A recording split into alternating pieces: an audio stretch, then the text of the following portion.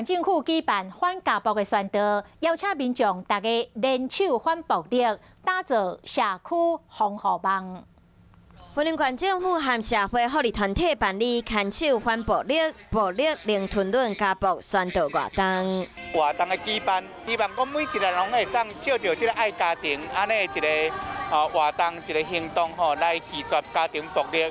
根据卫生福利部资料，这3年云林县家庭暴力案件通报量有逐年增加的趋势，不过大部分也是公部门进行通报为主，来自民间的通报量也是较少。所以咱期待讲，咱结合咱的社区社团，大家共同对着咱家庭暴力这个风气会更较敏感每一个人拢会当加做。互咱这个家庭暴力，咱社区的经济。